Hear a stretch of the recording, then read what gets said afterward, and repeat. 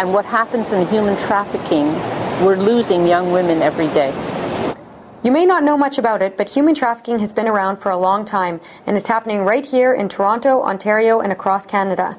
The Sun has found the infrastructure needed to help the victims who are being enslaved is not there, and this is cause for frustration among those who are trying to help but who feel like they are being left to fend for themselves. Human trafficking itself is it's slavery. Bottom line, it's slavery. And the common decency in life, our dealing with other human beings, demands us to do something about it. Natalia Timoshkina has authored 2 reports on human trafficking in the Greater Toronto Area. The first one, 10 years ago, was commissioned by the federal government and made several recommendations for helping victims. She wonders when people will start paying attention. So much more needs to be done, and it needs to be done fast, and it needs to be done well. So I don't think that little steps will help. I think we need to get together and put together a comprehensive system of services to respond to the needs of the victims.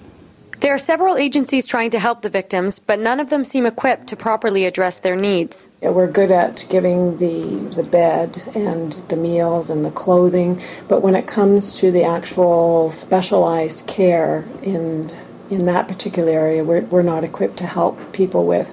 In fact, it's very difficult to find medical care in that sense for the women. We need more resources for these people to access when they do decide to get out. We don't have very much right now happening in Toronto. Because the majority of the women would probably be of a different culture, a different language, when they come to this city, they'd have no idea who to turn to, what information is available, or who to call to get out of this situation. We need to start at the very bottom to make some changes. We need access to trauma counseling. We need to have people specialize in psychiatry, more mental health doctors or nurses that visit on site. Manitoba MP Joy Smith tabled a motion in the House of Commons in February 2007 calling on the government to create a national strategy to combat human trafficking. There is still no strategy. It's about dignity and renewing their dignity. So we have to work collaboratively, both at the federal and provincial level, to ensure that this human trafficking is stopped and ensure that the victims that we deal with are dealt with in the right way.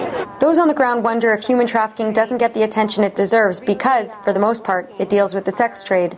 This isn't about just some guy waving a $100 bill in their face. This is about deep-rooted issues that are being overlooked and been overlooked for years and years. The victims of human trafficking are largely people who are hugely damaged. So they need long-term care, and they need it to come from people who've been involved in the sex industry themselves, who understand the damage, who can move them out of the process. The frontline workers are looking for organization, for leadership, for something that says human trafficking is a priority in this province. We need to really admit, yes, it is happening in Canada, and we need to educate people. We needed to start caring about human trafficking a long time ago because it's always been a problem.